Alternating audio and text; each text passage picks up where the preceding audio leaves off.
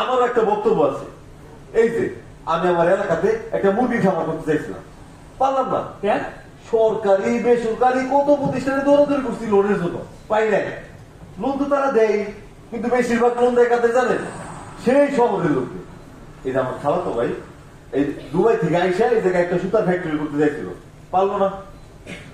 এই কাগজপত্র নিয়ে ঢাকা শহর দৌড়াদৌড়ি করতে হয়।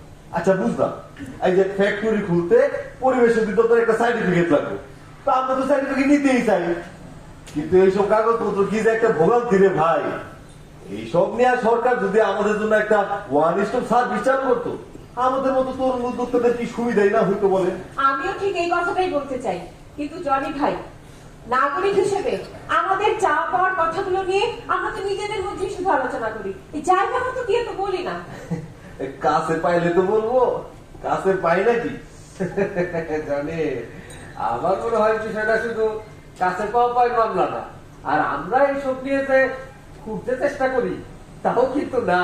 ধুর কবির ভাই, আপনি যদি বলেন না। চেষ্টা তো আমরা করি, কিন্তু খালি একটা জায়গায় চেষ্টা করি। আমরা মনে করি আমাদের চাওয়া পাওয়া গুলো সব এমপি সাহেবরা জানাতে হইব। কেন কেন সবকিছু শুধু এমপি সাহেবরা জানাতে হইব? আরে সিটি কর্পোরেশন আছে, ডিসি অফিস আছে, ইউনো অফিস আছে, উপজেলা পরিষদ আছে, ওয়ার্ড কাউন্সিলররা কিন্তু আছে। সব অফিসে যাইতে হইব, আর সবারই তো জায়গা মতো কথাটা বলতে হইব, তাই না? হ, ঠিক বলছেন ভাই, আমি আপনার সাথে একমত। যদিও আপনি আমার খুব একটা পছন্দ করেন না, তাও আমি আপনার সাথে একমত। আপনি যেইভাবে আশেপাশের বিষয় নিয়ে খোঁচা মাইরা কবিতা লেখেন, আপনারা পছন্দ করলেও বিপদ, আর পছন্দ না করলেও বিপদ। পছন্দ আর অপছন্দের মাঝখানে থাকতে পারা তো ভালো। যাকে পছন্দ করলাম তাকে যদি সব সময় পছন্দ করতে হয়, এতে করে বিপদ না? তখন তো আর পছন্দ করার আড়ালে সত্য কথাটা বলা হয়ে ওঠে না। খুব খাঁটি কথা বলেছো। ন্যায্য কথা বললে অনেক সময় অনেকের খারাপ লাগতে পারে, তো তাই বলে ন্যায্য কথা না বইলা চুপ থাকাটা কিন্তু একদমই উচিত না, তাই না বাতেন সাহেব? আমি অবশ্য কারণ ভালো লাগুক না লাগুক ন্যায্য কথাটা বলে ফেলি। এই নাবিলা, এই তোমার বাস কখন? মনে হয় একটু লেট হবে।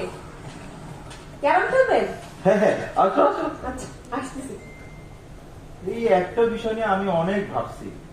এই যে আমার মাইয়াটা এইখানকার স্কুলে পড়াশোনা করে, আর আমি নিজে তো জানি এইখানকার স্কুলে লেখাপড়ার কি দশা। আজকে নেতা যদি এইখানে থাকতেন, তার ছেলে মেয়েরা যদি এইখানকার স্কুলে পড়াশোনা করতো, তাইলে আমার বিশ্বাস শুধু শিক্ষা প্রতিষ্ঠান না, আরো অনেক প্রতিষ্ঠানে উন্নতি হইতো। আরে আমারও তো ইচ্ছা করে আমার মাইয়াটা নাবিলার মতো ভালো কোনো ইউনিভার্সিটিতে পড়াশোনা করবো। বাতেন চাচা, আমাদের দেশের যত ভালো ভালো বিশ্ববিদ্যালয়গুলো আছে সব কিন্তু ওই শহর কেন্দ্রিক। আবার ধরেন যত ভালো ভালো চাকরি প্রতিষ্ঠান তাও ওই শহর কেন্দ্রিক। যেই কারণেই আমাদের জেলা উপজেলায় উন্নয়ন কম, নাগরিক সুযোগ সুবিধাও কম। আমাদের কিন্তু এগুলো নিয়ে কথা বলা উচিত। ঠিক কথা কইছো মা, সব শহরে। আমি এই বয়সে কষ্ট করে শহরে গেছিলাম একটা ভালো ডাক্তার দেখাইতে। কেন? আমাদের এখানে হাসপাতাল আছে, সুযোগ সুবিধা সবই আছে, কিন্তু ডাক্তাররা এখানে থাকতে চায় না, ওই সবাই শহরে চলে যায়। আর এইদিকে আমার মামার বাসায় একা রাখতে গেলে আমার মন খারাপ করে, ওই জন্য সাথে করে নিয়ে গেছিলাম। খালাম্মা, আপনার মান্না কিন্তু অনেক হ্যান্ডসাম আছে। হ্যাঁ, এর আবার কি? হ্যাঁ কি মা? একদম না, বললাম আপনার মান্না অনেক সুন্দর।